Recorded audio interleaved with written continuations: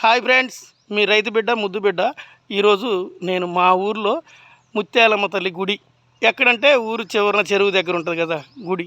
ప్రత్యేకంగా ఇప్పుడు ఈ అంశం ఎందుకు చెప్తున్నానంటే, ఇక్కడ చూడండి మన స్నేహితులు మిత్రులు ఇంత కరుడు కట్టిన ఈ ఎండాకాలంలో మొక్కలు ఎట్లా పెంచుతున్నారో చూడండి. అందరూ శ్రమదానం చేశారు. ఎవరి కాళ్ళు నాకెందుకు అనుకోకుండా ఈ మొక్కలు జాగ్రత్తగా వేసి చుట్టూరు పచ్చది కట్టారు కదా.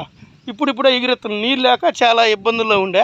అయితే మోటార్ వేశారు, అమ్మ అనుగ్రహంతో కొద్దిగా నీళ్ళు పోస్తున్నారు. అట్నే మళ్ళీ కొత్త మొక్కలు కూడా వేశారు ఇటువైపు కూడా. చూడండి ఈ చెట్లు చూడండి ఎంత పచ్చగానే చూడండి.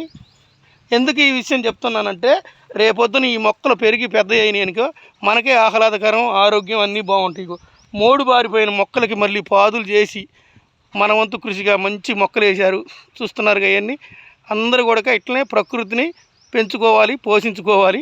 అప్పుడు మనకి ఆరోగ్యం అన్నీ వస్తాయి. ఉత్తిగే దేనికి రావు. ఇగో ఈ చెట్లు చూడండి, వీటికి రోజు నీళ్ళు పడుతున్నారు.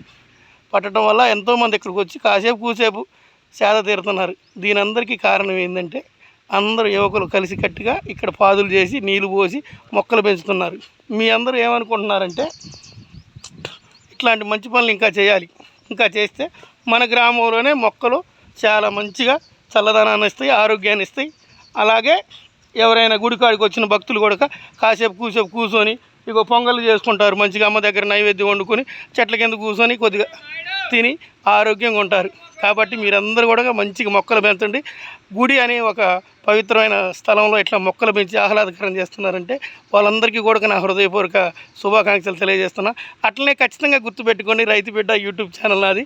లైక్ చేయండి, షేర్ చేయండి, సబ్స్క్రైబ్ చేయండి. మీ అందరికీ ఆ ముత్యాలమ్మ తల్లి వారి ఆశీస్సులు ఉండాలని కోరుకుంటూ జై శ్రీరామ్.